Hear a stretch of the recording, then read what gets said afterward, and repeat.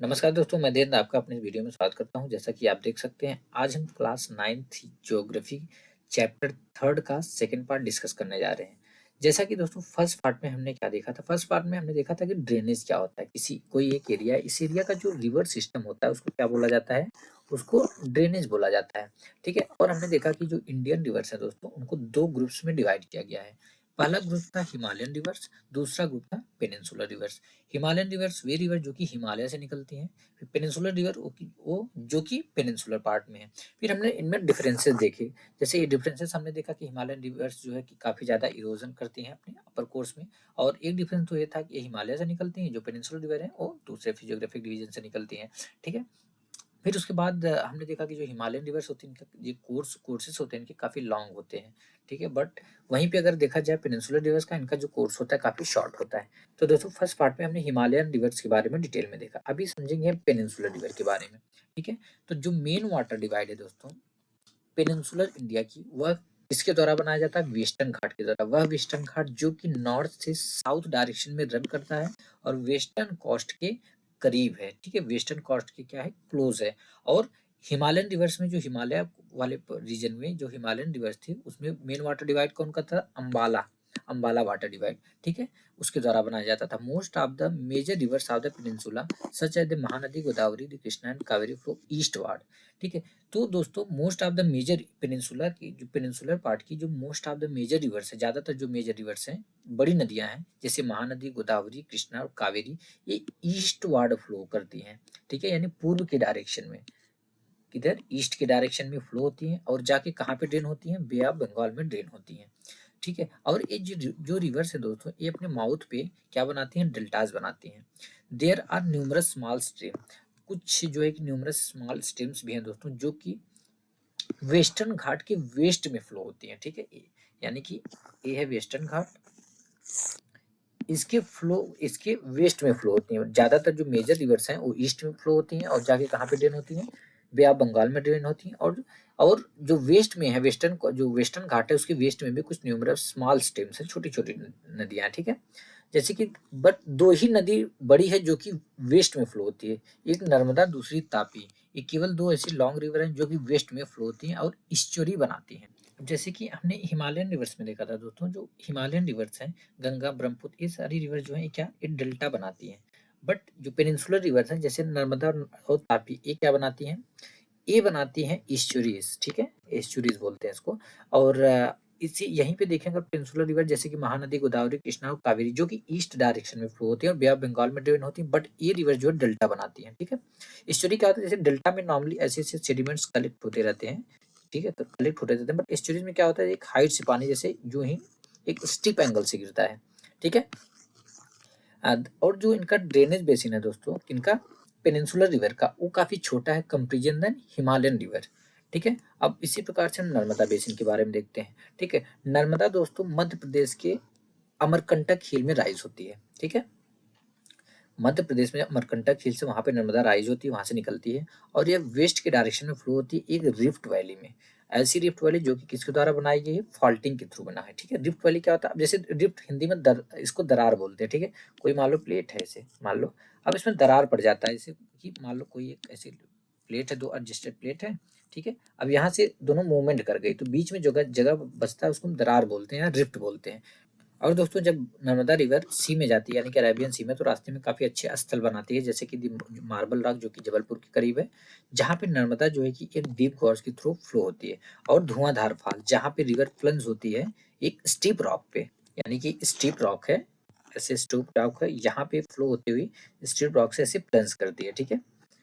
अब बात आती है कि इसको आखिर में इस रॉक को ये क्यों नहीं डिनोट कर पाई या क्यों नहीं इरोड कर पाई, क्योंकि ये रॉक काफी हार्ड सरफेस था, इसको डिनोट नहीं कर पाती, तो यहाँ पे स्टीप जो कि एक स्टीप एंगल पे प्लस करती है। ठीक है। ऑल ट्रिब्यूटरीज ऑफ नर्मदा, जो जितनी नर्मदा रिवर की दोस्तों जितनी भी ट्रिब्यूटरीज है काफी शॉर्ट है, यानी लेंथ उनकी जो है, लंबाई जो है काफी कम है।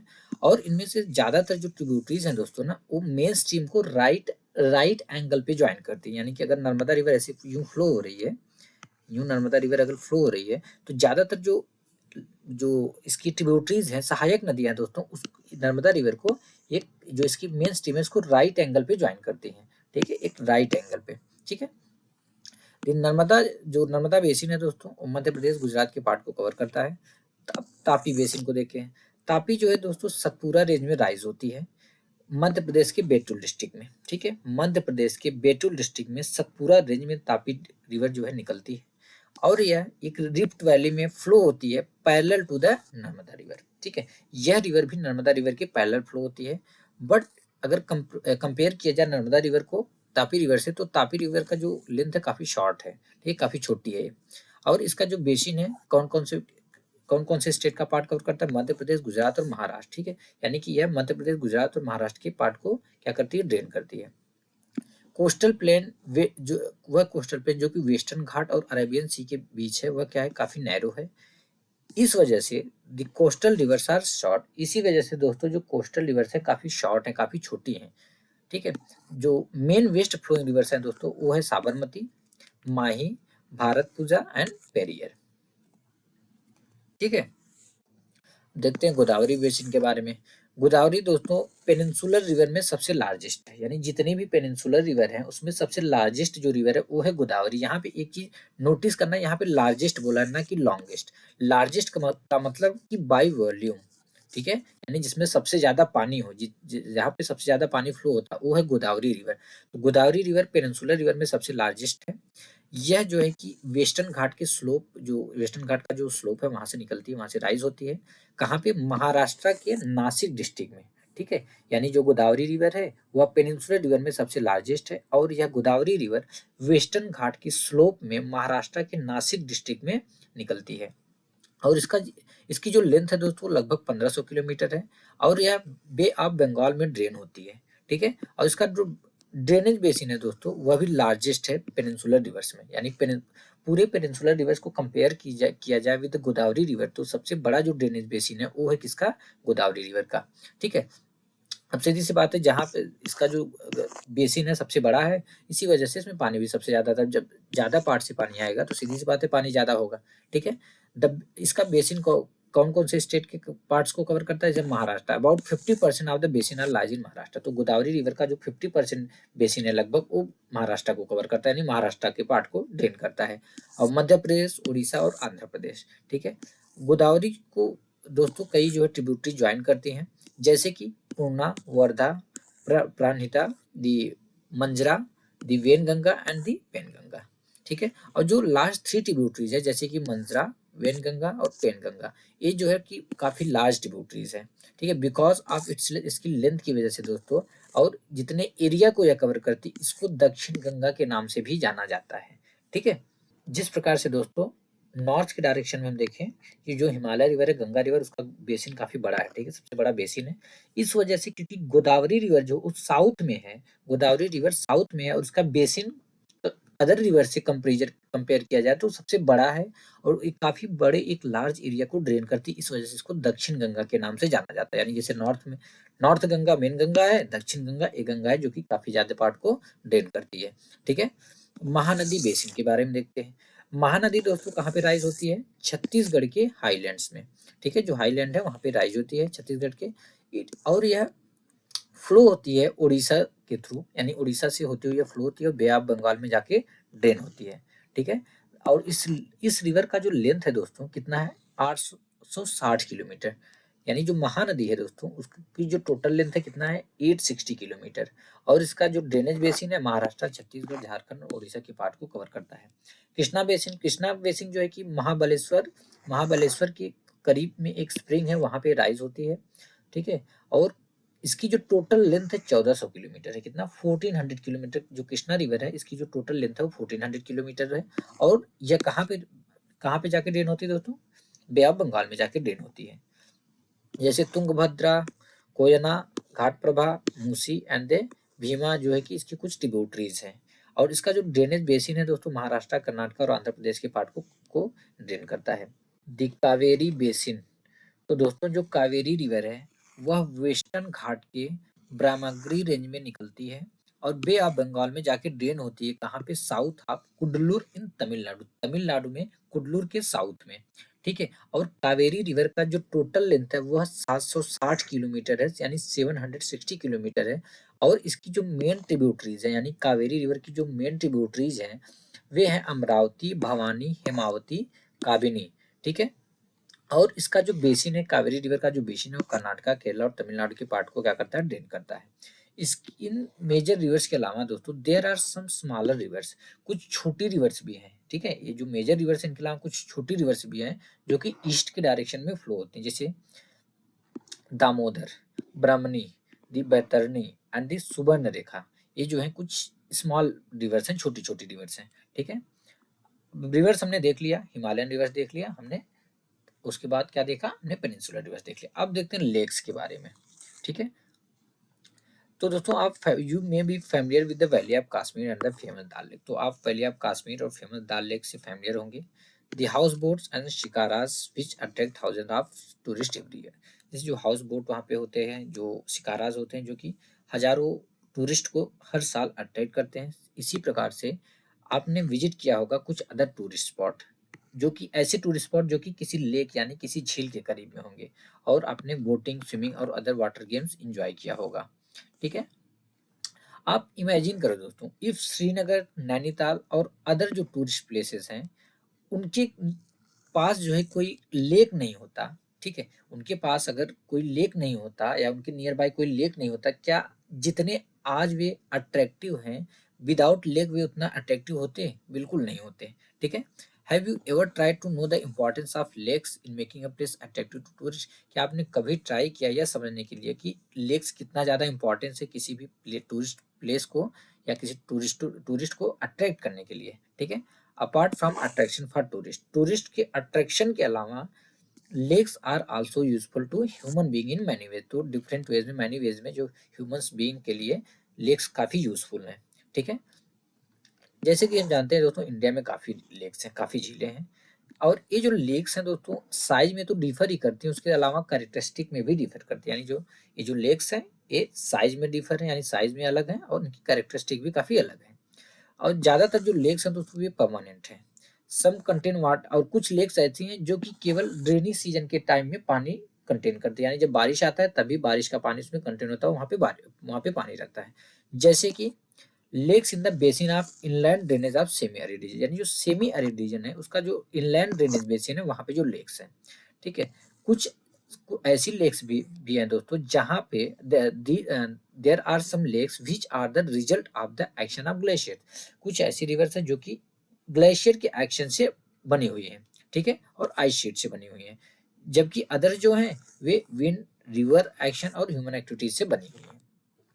अब meandering rivers across a floodplain form cutoffs that later develop into oxbow। जैसा कि हम ऑलरेडी जानते हैं दोस्तों, कोई रिवर ऐसे ऐसे जाती है, ऐसे ऐसे फ्लो करती है, तो मान लो ऐसे जा रही है, मियंडर बना रहे, धीरे धीरे लूप होता चला जा रहा है। बाद में क्या होता है, मान लो पानी का बहाव तेज हुआ या पानी जैसे बारिश की वजह से पानी ज्यादा है, ये रिवर यहीं से ज्वाइन कर लेती है, ये वाला जो पार्ट है दोस्तों कट जाता है, मतलब कट ऑफ हो जाता है। बाद में इसी को क्या बोलते हैं, ऑक्सबो लेक, यही ऑक्सबो लेक बन जाता है। ठीक है, spits and bars form lagoons in the coastal area. Coastal areas में स्पिट और बार्स क्या बनाते हैं, लेगून्स बनाते हैं, जैसे कि Chilika lake, the Pulicat lake and the Kolleru lake. अभी ये सारी लेक्स हम पूरा मैप में देखेंगे, रिवर्स भी और लेक्स भी। ठीक है, lakes in the region of inland drainage are sometimes seasonal, और इनलैंड ड्रेनेज में तो लेक्स होती हैं समटाइम्स वे सीजनल होती हैं। एग्जाम्पल के लिए दी सांबर लेक इन राजस्थान। अब सेमी एरिड रीजन में जो सांबर लेक क्या है, ये भी सीजनल है, जो कि एक सॉल्ट वाटर लेक है दोस्तों। इट्स वाटर, इसका जो पानी है किस लिए यूज किया जाता है, सॉल्ट को प्रोड्यूस करने के लिए। और दोस्तों जो ज्यादातर फ्रेश वाटर लेक्स हैं वे हिमालयन रीजन में है। ठीक है, most of the fresh water lakes कहाँ पे, हिमालयन रीजन में है, और एक ग्लेशियल ओरिजिन के हैं। ठीक है, तो ग्लेशियल ओरिजिन का मतलब कि ग्लेशियर की वजह से, ग्लेशियर से बेसिन जो हुआ वो डग आउट हुआ, उसके बाद स्नो मेल्ट हुआ यानी बर्फ पिघला, तब इसमें जाके पानी इकट्ठा हो गया। अब जो उलर लेक है जो कि जम्मू कश्मीर में है, यह क्या है, एक फ्रेश वाटर लेक है, और यह किसकी वजह से बना, टेक्टोनिक एक्टिविटी की वजह से बना हुआ है। और यह दोस्तों इंडिया में सबसे बड़ा लार्जेस्ट, जो सबसे बड़ा फ्रेश वाटर लेक है। ठीक है, यानी कि Wular lake is the largest fresh water lake in India. और the Dal lake, Bhimtal, Nainital, Loktak and Barapani are some of other important fresh water lakes. और ये जो सारी लेक्स है दोस्तों ये भी एग्जांपल्स हैं फ्रेश वाटर लेक के। तो दोस्तों यहाँ पे हम देख सकते हैं, सबसे पहले हम देखेंगे रिवर्स के बारे में। कौन सी? पेनिनसुलर रिवर, जैसे नर्मदा रिवर। ज़्यादातर देखोगे जो रिवर्स है वेस्ट टू ईस्ट डायरेक्शन में फ्लो हो रही है, ठीक है। ज़्यादातर जो रिवर्स है दोस्तों वेस्ट टू ईस्ट फ्लो होती है, ठीक है। और उसके बाद जो ईस्ट टू वेस्ट फ्लो हो रही है, वैसे तो काफ़ी छोटी-छोटी नदियाँ हैं, बट जो मेजर है, जो लॉन्ग है, वो है एक नर्मदा रिवर, दूसरा तापी रिवर, ठीक है। नर्मदा रिवर जो है कि मध्य प्रदेश में अमरकंटक हिल्स में निकलती है और जाके कहाँ पे ड्रेन होती है? अरेबियन सी में। तापी रिवर भी अरेबियन सी में ड्रेन हो रही है। उसके बाद यहाँ पे हम देख सकते हैं काफ़ी, जैसे कि यहाँ पे पेनगंगा रिवर है यहाँ पे, ठीक है। गोदावरी रिवर, कृष्णा रिवर, तो ये जो तुंगभद्रा है, इस ये क्या है? कृष्णा रिवर की क्या है? जो है कि ट्रिब्यूटरी है, ठीक है। और यहाँ पे महानदी रिवर, ये जो रिवर्स है दोस्तों, ये डेल्टा बनाती है, जबकि जो तापी रिवर और नर्मदा रिवर है, ये क्या? एस्चुअरीज बनाती है, ठीक है। और उसके बाद हमने लेक देखा, तो यहाँ पे लेक हम देख सकते हैं कि यहाँ पे उलर लेक, जो कि इंडिया का सबसे लार्जेस्ट फ्रेश वाटर लेक है। और यहाँ पे आप देख सकते हो कि चिल्का लेक, यहाँ पे है कोलेरू लेक, और यहाँ पे है पुलिकट लेक। और दोस्तों यहाँ पे हम चलेंगे तो यहाँ पे आपको मिल जाएगा, यहाँ पे भीमताल लेक। कौन सा? भीमताल लेक। और यहाँ पे सांबर लेक आप देख ही सकते हैं, जो कि सॉल्ट वाटर लेक है। और दोस्तों यहाँ पे आपको मिल जाएगा दाल लेक, सर दाल लेक। और यहाँ पे है दोस्तों, यहाँ पे है लोकतक लेक, ठीक है। तो ये सारी लेक्स हैं। आगे देखते हैं। अब बात आती है दोस्तों कि जो लेक्स होती हैं, यानी कि जो झील होती हैं, वे केवल नेचुरल होती हैं कि या मैनमेड भी होती हैं। तो नेचुरल लेक्स के अलावा हाइडल पावर की जनरेशन के लिए, यानी हाइडल पावर को जनरेट करने के लिए जब रिवर पे डैमिंग की जाती है, यानी बड़े-बड़े डैम बनाए जाते हैं, उसकी वजह से भी लेक्स बन जाती हैं, ठीक है। लेक्स फॉर्म हो जाते हैं, जैसे कि गुरु गोविंद सागर, भाखरा नागल प्रोजेक्ट, ठीक है। Lakes are of great value to human being. तो सीधी सी बात है दोस्तों, जो लेक्स है ना, ह्यूमन बीइंग्स के लिए काफी ज्यादा वैल्यू है, ठीक है, काफी ज्यादा जरूरी है। जैसे एक जो लेक होती है, वह किसी भी रिवर के फ्लो को रेगुलेट करती है, ठीक है। जब हैवी रेन होता है दोस्तों, यह फ्लडिंग से बचाती है, यानी बाढ़ आने से रोकती है, तो बाढ़ को रोकती है। और ड्राई सीजन के टाइम में it help to maintain an even flow of water. Dry के जब सूखा पड़ता है, यानी जब बारिश नहीं होती दोस्तों, उस टाइम यह पानी का सप्लाई करती है, ठीक है। Lakes can also be used for developing hydel power. तो दोस्तों हाइडल पावर को डेवलप करने के लिए भी लेक्स का यूज किया जा सकता है। They moderate the climate of the surrounding का जो क्लाइमेट होता है उसको मॉडरेट करती हैं, और एक्वेटिक इकोसिस्टम को मेंटेन करती हैं, और नेचुरल ब्यूटी को इनहेंस करते हैं, and help develop tourism and provide recreation, ठीक है। Role of rivers in the, अब देखते हैं इकोनॉमी में रिवर्स का रोल क्या है, ठीक है। Rivers have been of fundamental importance throughout the human history. तो दोस्तों अगर देखा जाए throughout the human history, जो रिवर्स हैं वे काफी फंडामेंटली इंपॉर्टेंट हैं, ठीक है।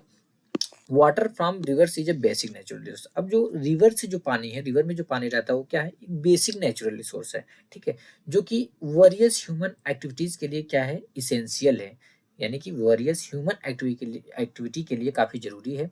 इसलिए river banks have attracted settlers from ancient time. इसी वजह से दोस्तों जो नदी का किनारा होता है, जो रिवर बैंक होता है, वो एंशियंट टाइम से ही सेटलर्स को काफी अट्रैक्ट किया है, ठीक है। ये जो सेटलर्स हैं, जो ये सेटलमेंट्स है दोस्तों, आज के टाइम में वो बड़ी बड़ी सिटीज बन चुकी हैं, ठीक है। Using reverse for irrigation, navigation, hydro power generation is of special significance. तो अब बात आती है क्यों ये स्पेशल सिग्निफिकेंस है, इतना ज्यादा जरूर इंपॉर्टेंस क्यों है? जैसे कि अब रिवर्स का यूज किस किस लिए किया जा रहा है? इरिगेशन के लिए किया जा रहा है, नेविगेशन के लिए किया जा रहा है, हाइड्रो पावर जनरेशन के लिए भी किया जा रहा है। Particularly to a country like India, where agriculture is the major source of livelihood of the majority of its population। यानी इंडिया में जहाँ पे मेजोरिटी ऑफ जो पॉपुलेशन है, वहाँ पे लाइवलीहुड के लिए जो मेजर सोर्स है क्या है? एग्रीकल्चर है। तो वहाँ पे काफी क्या है? इंपॉर्टेंस है। River pollution. तो दोस्तों रिवर पॉल्यूशन क्या है? जैसे कि जो पानी होता है रिवर का, उसका डिमांड बढ़ता ही जा रहा है, किसके लिए? जैसे डोमेस्टिक, म्युनिसिपल, इंडस्ट्रियल और एग्रीकल्चर डिमांड उसका ग्रो होता चला जा रहा है। इसकी वजह से जो पानी है, जो पानी की क्वालिटी वो नेचुरली अफेक्ट हो रही है, और जिसका रिजल्ट हम जानते हैं कि अब सीरीज बार जब डिमांड बढ़ रहा है तो रिवर कोई फ्लो हो रही है, यहाँ से पानी ज्यादा करके क्या हो जा रहा है? ड्रेन कर लिया जा रहा है, तो इससे रिवर का जो वॉल्यूम है वो कम हो जा रहा है। और दूसरी जगह देखा जाए तो जो influence, various influence, untreated sewage drop किए जाते हैं, यहाँ पे रिलीज किए जाते हैं पानी में, रिवर्स में, उससे जो पानी होता है काफी गंदा हो रहा है, ठीक है, गंदा हो रहा है। और दूसरी बात दोस्तों, केवल पानी गंदा ही नहीं हो रहा है, इसकी वजह से जो उसकी सेल्फ क्लीनिंग कैपेसिटी होती है रिवर्स की, वो भी खराब हो रही है। ठीक है, तो फाइनली दोस्तों हमने ये चैप्टर कंप्लीट कर लिया और आशा करता हूँ कि आपको भी ये चैप्टर समझ में आ गया होगा। तो मिलते हैं नेक्स्ट वीडियो।